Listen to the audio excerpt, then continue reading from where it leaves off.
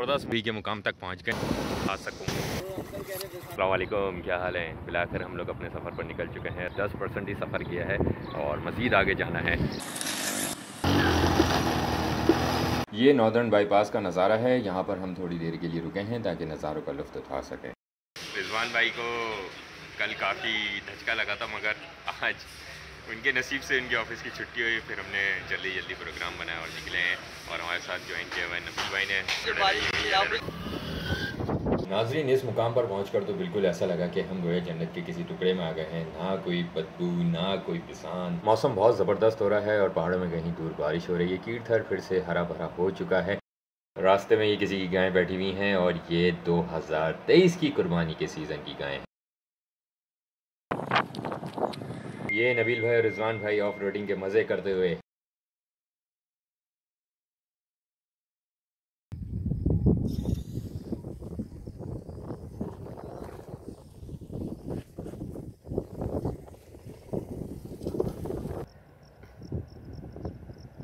कुदरत के कुछ नज़ारे ऐसे होते हैं कि उनमें हमें बोलना नहीं चाहिए, सिर्फ उनको देखना चाहिए।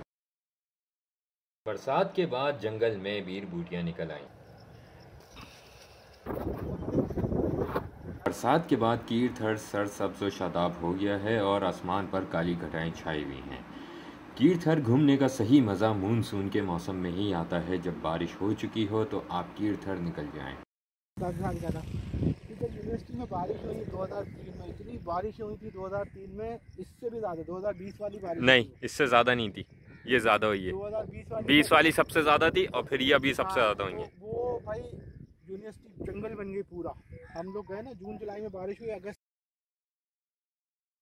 जंगल में, गांव देहात में कभी भी ऐसी रुकावट अगर लगी हुई हो तो इसका मतलब ये है कि आगे रास्ता टूटा हुआ है और आप डाइवर्जन यानी कि उसके दूसरे रास्ते का इस्तेमाल कर सकते हैं। जैसे कि ये रास्ता यहाँ से जा रहा है, घूम के उधर की तरफ आएगा। पानी पार कैसे करें?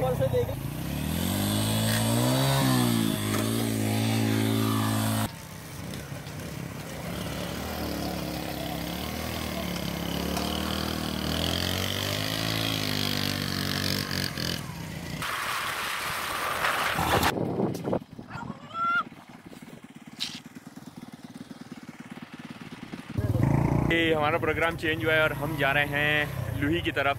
पीछे सऊद भाई और उनका भाई रह गए हैं और इसके बाद थद्दो या फिर वापस हब डैम जाएंगे। थद्दो डैम जो है यहाँ से काफ़ी दूर है। बानिस्बत इसके ये है कि हब डैम करीब पड़ेगा और लेकिन अभी और हम लोग नदी में अगर रेला आ गया ना, और हम खार नदी से भी जा सकते हैं अगर रेला आ गया ना, लग पता जाएगा।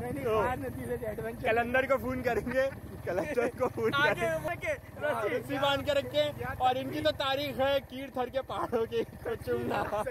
नाजरीन, बरसात के मौसम में कीरथर के ये इंतहाई खूबसूरत नज़ारे आपको ज़हनी और कल्बी सुकून देते हैं।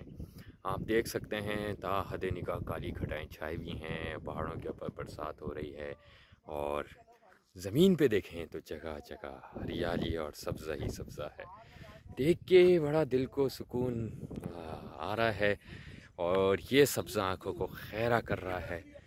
बहुत मज़ेदार, बहुत यानी कि आप सोच नहीं सकते शहर में रहते हुए, शहर के अंदर जो गंदगी, जो गलासत, जो काला, क्या बोलूँ मैं, काला पानी की सज़ा मिली हुई हमें जहाँ पे हम लोग रह रहे हैं, जहाँ हम रहते हैं।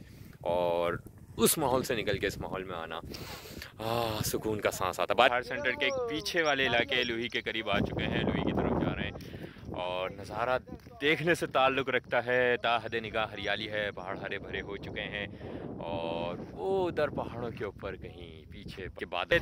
ऐसे मौके बार बार नहीं आते और ऐसे मौसम, सुहाने मौसम, रंगीले मौसम बार बार नहीं आते।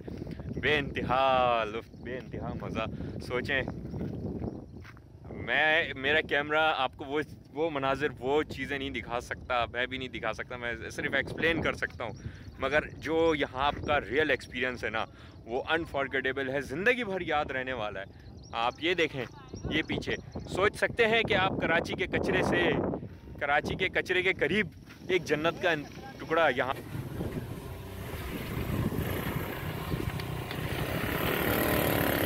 और नाजरीन, रिजवान भाई, नबील भाई बाइक से गिर चुके हैं, बाइक स्लिप हो गई है और तो लुही के मुकाम तक पहुंच गए काफ़ी। ये मंजर देखने से ताल्लुक़ रखता है। हा हा हा, क्या मंजर है भाई, क्या ही मंजर है।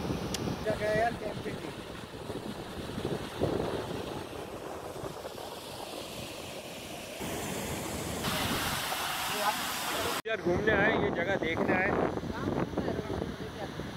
बहुत ही प्यारी जगह है लुही। अभी मैं ऊपर की तरफ जा रहा हूँ ताकि आपको और मज़ीद हैरत अंगेज़ नज़ारे दिखा सकूँ। लुही नदी के मनाजिर और खार नदी के मंजर है भाई देखने वाला।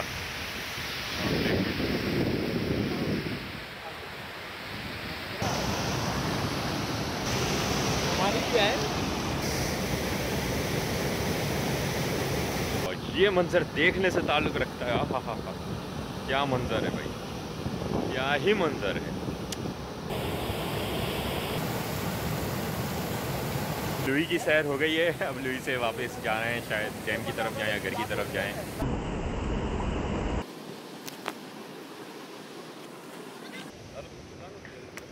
ये नबील भाई, रिजवान भाई ऊपर आ रहे हैं। आपके नसीब के बकरे तैयार हो रहे हैं भाइयों। कहते हैं बकरी जो है ना कांटों को सवैयों की तरह खाती है। देखें कैसे कटाकट खा रहे हैं। अभी हम इस पर हाथ रख दें और यकीन करें कि हमारा हाथ जो है लहूलुहान हो जाए, इस कदर इसमें कांटे होते हैं और बारीक कांटे होते हैं। ये देखें निकले तो पता चला मेरी बाइक का पिछला टायर पंचर हो गया है। तो हिफाजती तौर के ऊपर मैं अपने साथ पंप रखता हूँ। मैंने पंप से हवा भरी और फिर मैं यहाँ लुही से जनेई तक जो 8 से 9 किलोमीटर का फासला है अपनी बाइक को लेकर गया और आराम से पहुँच गया।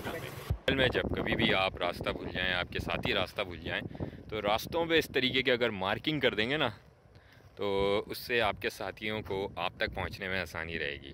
आज के दिन की सबसे इंटरेस्टिंग बात ये रही कि आज था मंडे, वर्किंग डे का पहला दिन, और वो तो मैं बताता हूँ।